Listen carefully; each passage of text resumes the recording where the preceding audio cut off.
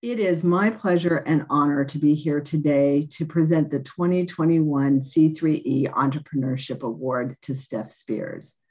This award recognizes entrepreneurs who've developed and demonstrated innovative clean energy technologies or business models that have the potential to drive market transformation towards clean energy and be real game changers. Steph exemplifies the reason we have this award. Steph is an entrepreneur, a community builder, and she has management experience in the Middle East, South Asia, and the United States. She is the co-founder and CEO of Solstice, an enterprise dedicated to radically expanding the number of American households that can take advantage of community-based solar. Solstice is working hard to remove financial and language barriers for solar to renters, low-credit households, and other Americans who've been left out of the clean energy transition. She's going to tell you more, but it's an amazing experience, an amazing business that she is running.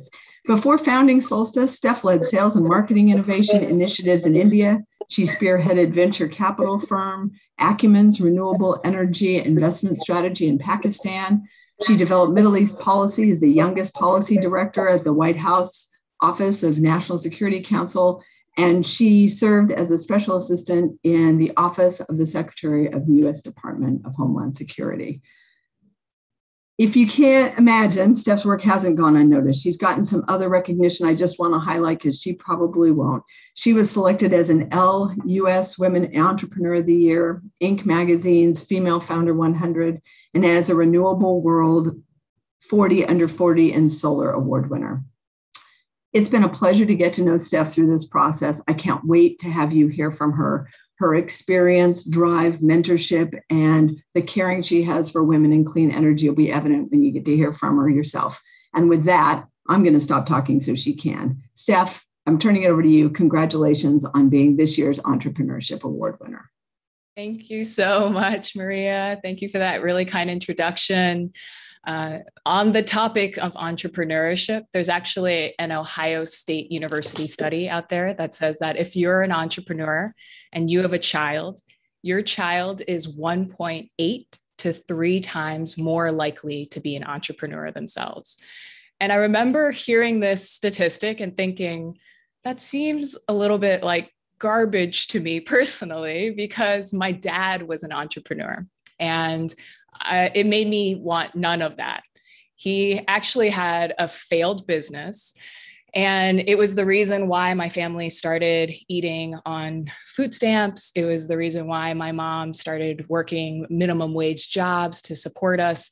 And it was the reason why we were bouncing around for a couple of years without a home, living in spare bedrooms. And I'll actually never forget the day that we moved into our first apartment after those first couple of years. My mom had taken her 3 kids and started to raise us alone as a single mom. And my mom is an immigrant as well. And she walked us into the apartment, and it had dirty floors and dirty walls. And it was a 1 bedroom that the 4 of us were going to share. And she had saved up for years for this apartment. And she walked us in, and she had this huge smile on her face. And she said, "Isn't this amazing? This is ours. This is our home." And I realized that there's actually nothing more entrepreneurial than the immigrant story. It's the story of giving up everything, like your personal comfort, your mother tongue, and going out in a world and forging a reality that doesn't exist yet, that you can only imagine but not yet see. And there's also nothing more entrepreneurial than being a single mom who is, no matter what the world is doing to conspire against you, you're putting one foot in front of the other, hoping that your children's lives will be better than your own. And in a lot of ways, I think that's the kind of entrepreneurship we need more of in clean energy. And what so many women in this community are doing is imagining a world that is a better one than we're living in now. And my mom used to say, just because we don't have a good FICO score does not mean that we're bad people. And that stuck with me, even in our work that we do today at Solstice. Solstice exists to include historically excluded populations like low-income folks, Black, Indigenous, and people of color in the clean energy revolution, because they've been most affected by climate change. They have the highest energy burden, and they're the least likely to get solar right now in this country. And to get solar in this country, you actually need a FICO credit score of 680 and above, which half the country doesn't have. And so we're actually experiencing a type of clean energy redlining right now, where we're excluding entire populations from benefiting from solar by virtue of their credit score. And yes, your credit score is your destiny in America, but your credit score was invented in 1956, and it doesn't measure your rental history, your cell phone history, or your utility repayment history. And so one of the things we've done at Solstice is try to create a new score called the Energy Score. And it's based on your utility repayment history and a bunch of other demographic and financial data. And we've proven that it's more accurate at predicting who pays their utility bills on time compared to FICO. And it's more inclusive of low-income Americans that would have been locked out of clean energy if we had just used their FICO credit score.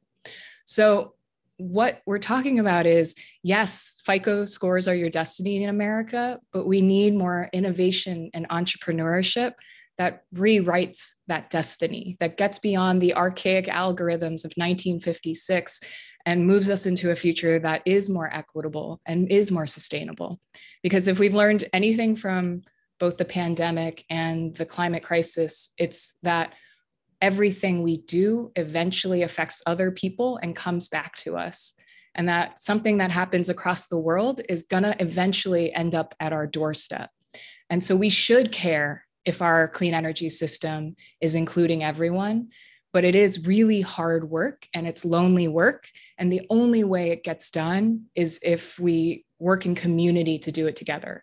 And so that's why I'm so honored. The word honored doesn't entirely capture how privileged I feel to be a part of this community and how thankful I am for this award. You're helping us build Solstice to a company that can serve more people who are historically excluded from clean energy.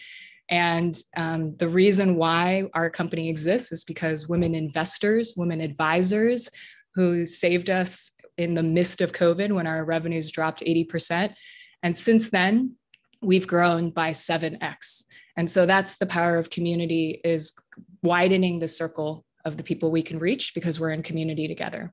So thanks for everyone for your kind support. Congratulations, Steph. I'm sitting here with tears in my eyes as I listen to you talk. So I'm hoping I can hold it together here for the next section. But congratulations and thank you so much for sharing your story.